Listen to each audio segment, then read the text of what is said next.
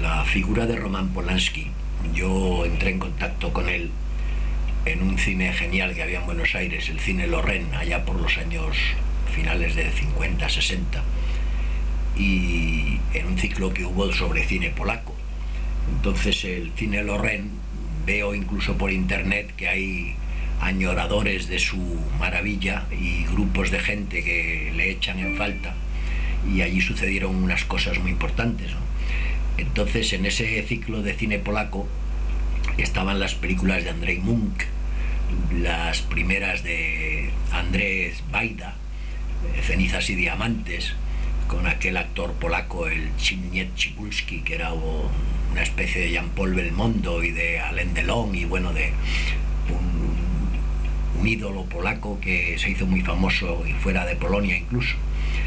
Y en ese ciclo había un primer documental de un alumno de la escuela de Łódź que se llamaba Roman Polanski, que el documental se llamaba Dos hombres con un armario,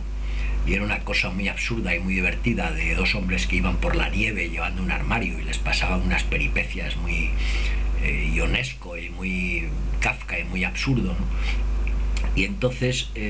unos años después, en el Festival de San Sebastián apareció la primera película de Roman Polanski, El cuchillo en el agua, que como todo el cine de aquella época era también un extraño homenaje a Antonioni, pero era una película hermética que pasaba en un barco con tres personajes, y bueno,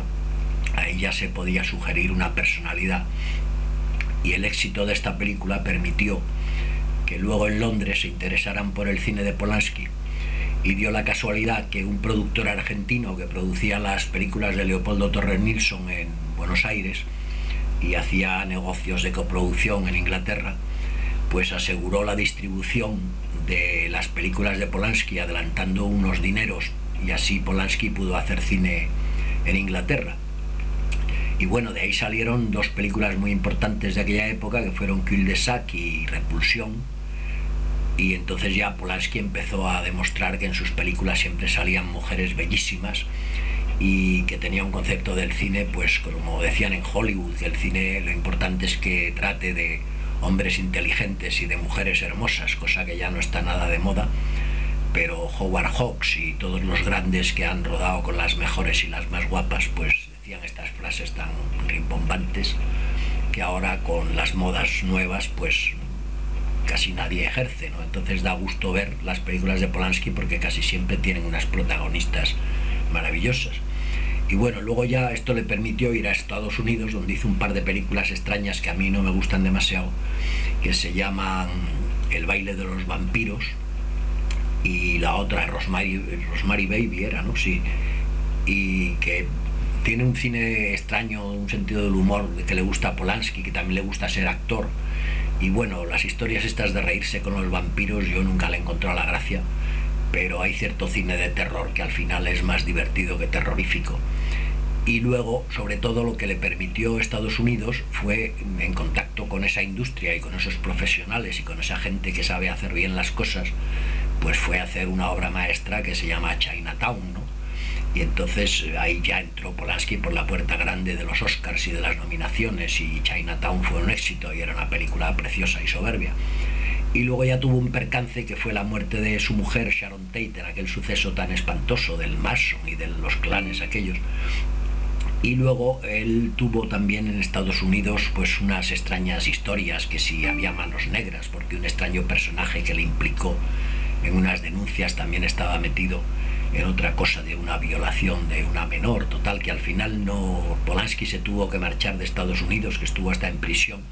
y cuando estaba en libertad condicional se fue y no pudo ir ni a recoger su Oscar por El pianista, ¿no? Y bueno, luego ya en Europa ha hecho una serie de películas de las que yo he visto pocas, y gracias a internet estoy intentando recuperar las que no he visto, unas con más fama y otras con menos. Pero sobre todo últimamente, cuando se llevó el Oscar con El pianista, que le quitó el Oscar a Almodóvar, pues yo El pianista sabía que era una gran película, pero me costaba mucho trabajo verla, incluso tenía miedo de verla, ¿no? Porque sabiendo que Polanski fue un niño de origen judío y que sufrió las persecuciones que hubo en Polonia, y que se tuvo que huir su familia a Cracov,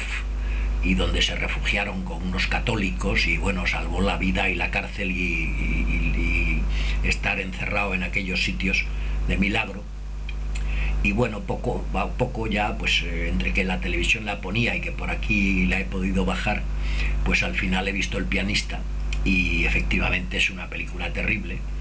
pero Polanski le ha dado una extraña vuelta y tiene La última hora, que es lo más hermoso que él ha rodado nunca y uno de los momentos más preciosos para mí de la historia del cine, ¿no? Entonces ahí en El pianista, aparte de los dramas y las tragedias del principio y todo eso, cuando este personaje ya empieza a llegar a unas situaciones extremas y límites y pues empieza un final de película que casi es una comedia disparatada y es una vuelta a Los hombres del armario y a lo mejor de Repulsión y de Cul-de-sac, y Polanski se saca de la manga al mejor de todos los que ha sido, y la cosa empieza con una maravillosa grúa, que la cámara empieza desde el muro del gueto, empieza a subir, y de repente al fondo se ve un decorado asombroso, que es una ciudad destrozada, y los decoradores han hecho una Varsovia pues rota por la guerra, pero es una imagen preciosa y dantesca, y bueno, es una calle con todas las casas rotas y una imagen que parece un sueño, ¿no? Y a partir de ahí al protagonista, al pianista, le pasan unas cosas demenciales. Tiene las manos congeladas y no puede tocar el piano, los objetos alrededor, hay todo un drama sobre cómo se abre un bote de conservas que no tiene utensilios, se hace amigo de un militar alemán que debe ser en teoría su enemigo, pero como es melómano y le gusta la música, pues ahí empieza una historia absurda y demencial y delirante, que es lo mejor que ha hecho Polanski en su vida. Y entonces ya cuando llega la liberación de Varsovia, por esa calle absurda y grandiosa, viene una furgonetita con dos banderitas polacas del blanco y rojo, y es seguido por unos menesterosos que son los que liberan la ciudad.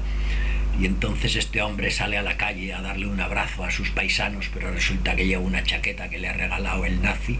y va vestido de nazi. Entonces a poco le disparan y a poco le matan y tiene que decir, que soy polaco, un momento, no sé qué. Y bueno, entra en una situación absurda y muy preciosa, y la película termina pues de la mejor manera posible y mereciéndose todos los premios, ¿no? Y bueno, luego ya Polanski también apareció por Las noches de Marbella, y yo le he visto un par de veces, y es un personaje pues tan kafkiano y tan gracioso como su cine, y es una especie de anguila extraña que siempre está rodeado de mujeres preciosas y que siempre está en la mejor discoteca, en la mejor mesa, invitado, y bueno, es un mundano que contrasta con la hora de coger la cámara, en donde también se vuelve de lujo y hace un cine asombroso, ¿no? Y bueno, pues como los grandes siempre terminan haciendo la última película, la mejor de todas, pues yo espero que ahora que ya se ha liberado de sus pasados y de sus infancias y de sus judíos y de sus faenas de la terrible guerra que vivió, pues que ya nos pueda dar una última obra absolutamente genial, que es lo que suelen hacer los grandes antes de morirse, porque ya es mayor y no es que yo quiera que se muera, pero vamos, no le quedarán demasiadas películas por hacer. Y entonces luego ha hecho un homenaje a Dickens, una película que yo no he visto, pero bueno, que será ortodoxamente un Dickens bien hecho, porque también ha servido textos clásicos. Hizo por ejemplo Tess, la película con Nastasia Kinski, otra belleza maravillosa, en donde pues se contaba la historia, y bueno, pues es una película asombrosa también. A mí Tess me gustó muchísimo y era un anuncio de las posibilidades de lo que venía más tarde, ¿no? Entonces, si tenemos en cuenta que en la primera época Cul-de-sac y Repulsión son los hitos del cine en blanco y negro hasta que rodó en color en Estados Unidos, que Chinatown es su obra maestra de madurez primera, y que luego El pianista ya es el colmo de la madurez de los 60 años, pues bueno, no cabe duda que Polanski es uno de los grandes, y cada vez que hace cine pues hay que precipitarse a ver sus obras, y sobre todo a partir de ahora, que después de haber hecho esta preciosa, pues seguirá haciendo un cine genial. Así que yo estaba en deuda con hacer algún comentario sobre Polanski, y viva Polanski, y adelante con los faroles.